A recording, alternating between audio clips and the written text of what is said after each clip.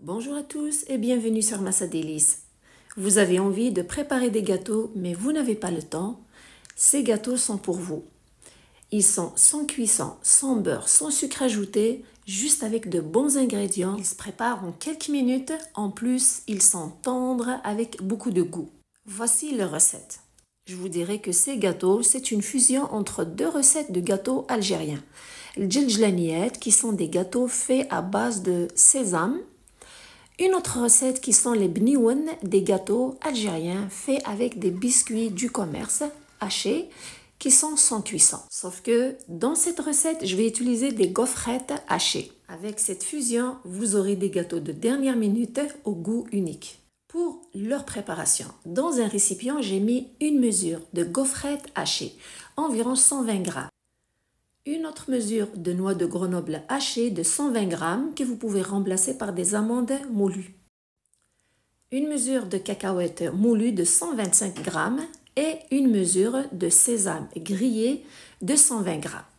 Pour rehausser le goût de ces gâteaux, j'ajoute un morceau de 100 g de halwa tork ou le halva, qui est une friandise sucrée fondante faite à base de sésame. Si vous aimez ça, ajoutez-le, ça donne un goût spécial à ces gâteaux. L'émietter et l'ajouter avec les autres ingrédients. Un peu de sel et pour parfumer ces gâteaux, j'ajoute une cuillère à soupe de vanille. Travaillez le mélange avec une spatule ou avec votre main pour s'assurer surtout à ce que le halva soit bien incorporé avec les autres ingrédients et surtout bien l'émietter. Vous remarquez, pas de sucre ajouté, pas de gras, juste avec de bons ingrédients. Vous pouvez mettre à la place des gaufrettes des biscuits hachés. Maintenant, ce qui va apporter du sucre et de la texture à ces gâteaux, c'est la pâte de date. J'ai pris un morceau de 500 g, je l'ai coupé en deux, donc je vais utiliser juste 250 g du mélange de cette pâte de date pour cette recette.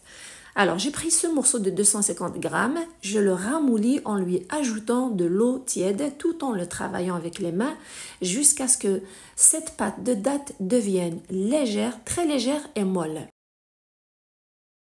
Si vous n'avez pas de pâte de date, prenez 250 g de dattes entières, les dénoyauter, les tremper dans l'eau chaude pendant environ 30 minutes, puis les passer au mixeur jusqu'à ce qu'elles deviennent molles, légères, comme le mélange que vous voyez sur l'image. Après avoir travaillé la pâte de date, voilà la texture que vous obtenez.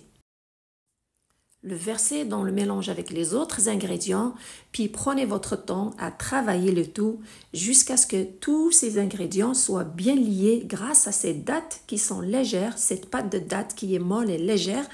Tout va se ramasser et avec ça, on va obtenir une pâte. Prendre votre temps à le faire, n'hésitez pas à bien mélanger avec vos mains jusqu'à ce que vous ayez une boule de pâte. N'oubliez pas les amis de liker et de partager la vidéo et pour plus de recettes faciles, rapides et santé, je vous invite à vous abonner. Une fois que la pâte est formée, j'ai remarqué qu'elle est légèrement sèche. J'ai pensé à ajouter un liquide qui va l'humidifier. Au début, j'avais pensé à ajouter du miel ou du sirop d'érable, mais en réfléchissant, j'ai déduit que ça va ajouter trop de sucre dans ces gâteaux. C'est pourquoi, en réfléchissant, j'ai décidé de mettre le jus de citron. D'abord pour équilibrer le goût dans ces gâteaux. Deuxièmement, c'est un ingrédient que j'aime beaucoup. Après les avoir ajoutés, regardez, vous remarquez, la pâte, elle est plus légère et moins sèche. Une fois qu'elle est formée, maintenant on passe à la confection de ces gâteaux. Pour leur décoration, j'ai besoin de graines de sésame de préférence grillées. Puis je prends un bout de la pâte, de préférence prendre juste une petite quantité, et s'assurer de l'enrober avec ces graines de sésame, bien l'enrober partout, même sur les côtés, et prendre ce morceau de pâte, le travailler sur un plan de travail et lui donner une forme longue, un boudin que vous travaillez, l'aplatir dessus pour avoir de sorte à ce que vous ayez un boudin qui est bien homogène, bien travaillé sur tous les côtés pour avoir des losanges qui sont bien formés, mais pas trop épais, pas trop minces. La pâte se confectionne et se travaille facilement. En plus, elle ne colle pas, surtout après l'avoir enrobée dans les graines de sésame. Coupez les extrémités, puis faites des losanges ou des carrés quand vous voulez. Regardez comment est-ce qu'elles se coupent facilement. L'excès de pâte que vous avez enlevé dans les extrémités, vous avez juste besoin de le remettre dans le récipient car vous pouvez le retravailler une autre fois facilement. Une fois les losanges formés, les travailler sur le plan de travail pour une belle finition. Et à la fin, pour une touche de décoration, personnellement, je vais utiliser des amandes entières. Pour qu'elles collent facilement sur les losanges, je les trempe dans un peu de miel. Pourquoi? Parce que si vous les déposez directement sur les losanges, elles risquent de tomber car elles glissent avec les graines de sésame. Après avoir déposé une amande sur chaque losange, vous pouvez les présenter dans des caissettes ou les présenter telles quelles.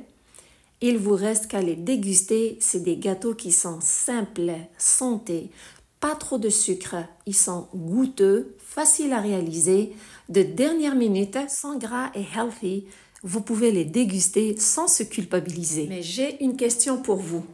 Quel nom à donner à ces gâteaux? J'attends vos réponses. Prenez soin de vous et à la prochaine!